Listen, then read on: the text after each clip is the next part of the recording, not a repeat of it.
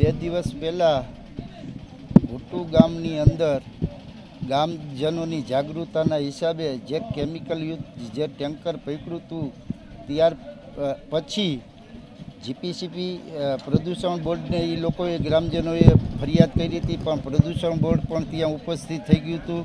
મોરબી તાલુકા police station પણ અહીંયા કણે ઉપસ્થિત થઈ ગયું હતું. પોલીસે બંને વાહનોનો કબજો અને જે સુપરવાઇઝર છે એનો કબજો લઈ પોલીસ સ્ટેશને લઈ ગયા અને જે અત્યારે આવા પ્રદૂષણયુક્ત જે કેમિકલ ભરેલા જ્યાં ત્યાં ઠલવે અને વાતાવરણને જે પર્યાવરણને જે નુકસાન કરે છે એના વિરુદ્ધમાં કાયદેસરની કાર્યવાહી કરવી જોઈએ. હકીકત તો હવે આપ બહુ બધા મિત્રો જાણો છો, સોશિયલ મીડિયાની અંદર ધારાસભ્યશ્રીના ખૂબ વિઝ્યુઅલ વાયરલ થયા છે અને કોઈ પણ વ્યક્તિ હોય આવા ગોરખ ધંધા કરતા હોય તો સરકારી તંત્રએ એના ઉપર સખતમાં સખત કાર્યવાહી કરવી જોઈએ અને જે ગુનો કર્યો છે એની વિરુદ્ધમાં એને ગુના દાખલ કરવા જોઈએ. હજુ સુધી કઈ ફરિયાદ નહોતી. જો આવનારા દિવસોમાં પર્યાવરણને નુકસાનકારક કોઈ પણ વ્યક્તિ આવા કૃત્યો કરતા હશે તો કોંગ્રેસ એની સાથે હર હંમેશને માટે ગ્રામજનો સાથે રહી અને આવા ખોટા કામો જે કરવાવાળા માણસો છે એને અમે મુંહ તોડ જવાબ દેશું. મારું નામ છે દેવજીભાઈ હરખાભાઈ પરેચા. હું ઘૂટુ ગામનો સામાન્ય નાગરિક હોઉં. હું કોઈ હોદ્દેદાર નથી કે કાંઈ નથી, પણ મારા ગામમાં જેટલા બધા માણસો આવ્યા ને ભળવાડ સમાજ આવી હવારે 2 ભેંસું મરી ગઈ 2 લાખની. એ પાણી અહીંયા નાખીને વયા જાવ. ઢોર તો સમજતું નથી કે આ શું પાણી છે. એમાં પાણી પીને 2 ભેંસ હવારમાં મરી જાય. એ અત્યારે અમારા ભેગા આવ્યા કે અમારું શું હવે થાય છે. હવે આમાં એને પ્રદૂષણ બોર્ડવાળાની જવાબદારી કાંઈ આવતી જ નથી. હું એમ કહું, ટેન્કર પકડે એને કીધું જવા દો પોલીસ સ્ટેશને, અમે જવા દીધું પોલીસ સ્ટેશને.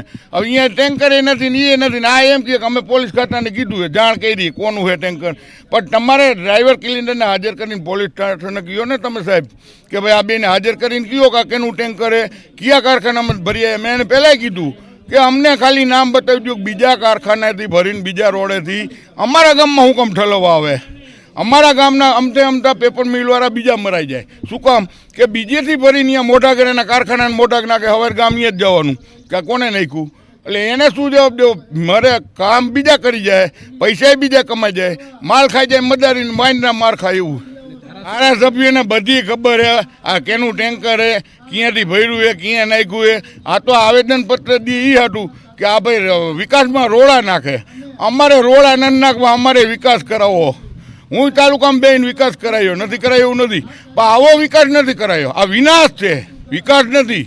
આને એને ફોન કરવો પડે ટેન્કરવાળાને. તમે જુઓ ને, તમારા સામાન્ય માણસોને ફોન નથી ઉપાડતા. આ ડ્રાઈવર ખાલી ફોન કરે ને એમ કે બોલ શું કામ, જવા દે અહીંયાથી, આવવા દે અહીંયાથી. પણ શું કામ, પણ એને પૂછો તો ખરા તું શું કરીએ અહીંયા.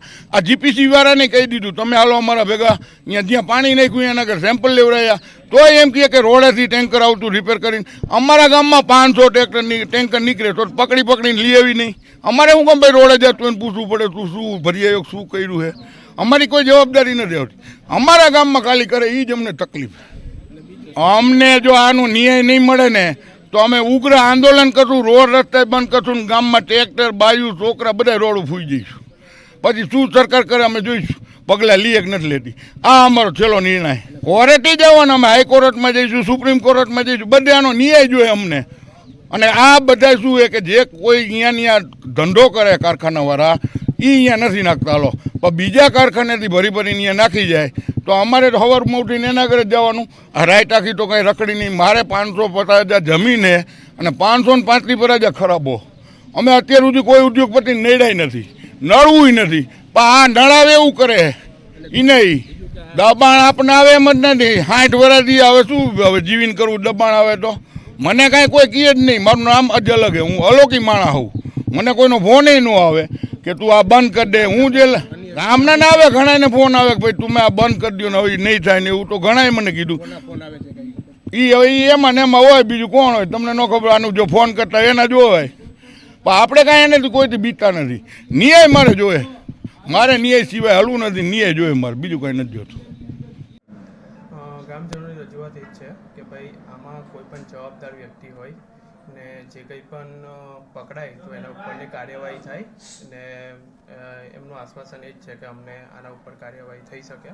તો એના માટે અમે અમારા તરફથી પૂરતા પ્રયત્ન કરીએ છીએ ને કાર્યવાહી થશે ને અમે પ્રયત્ન કરીએ જ છે કે થાય જ ને આના ઉપર જો કોઈ બી જવાબદાર હોય એના પકડ ઉપર કાર્યવાહી. અમે જ્યારે ત્યાં વિઝિટ કર્યા પછી જે સેમ્પલને લીધું હતું એને અમે ગાંધીનગર લેબોરેટરી મોકલી આપ્યું છે અમને એનાલિસિસ માટે ને ત્યાંથી રિઝલ્ટ આવી હતી ને પોલીસને અમે કાલે લેટર લખ્યો છે કે ભાઈ આનામાં જે કોઈ બી તમારા કબજામાં આવ્યું છે તો જે કોઈ આનામાંથી કોણ લાવ્યું છે, ક્યાંથી લાવ્યું છે, શું કામ લાવ્યું છે, શું કરતો તો કાર્યવાહી શેના માટે કર્યું છે એનો મને રિપોર્ટ આપો. એનો લેટર અમે ગઈકાલે ઓલરેડી લખ્યો છે એટલે એના પછી અમને એના ઉપર કાર્યવાહી કરી શકે જે બી જવાબદાર પકડાય તેના ઉપર.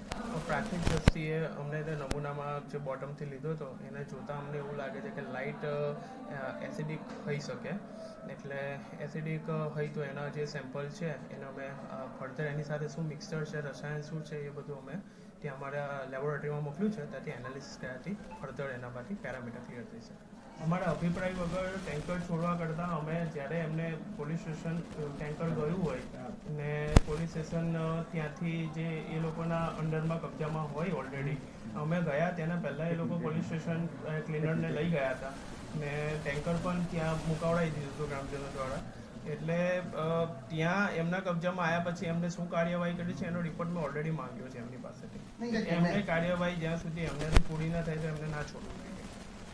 એમાં એવું છે કે એ જે મને લાઇટ એસિડિક લાગ્યું એના ઉપરથી એવું લાગે કે કદાચ કોઈ કારખાનામાં વપરાતું હોય એમાંથી જો કોઈક વેસ્ટ નીકળ્યું હોય કદાચ તો એ લોકોને ત્યાંથી કહ્યું હોય ને જો એ કશે નાખે તો એના ઉપર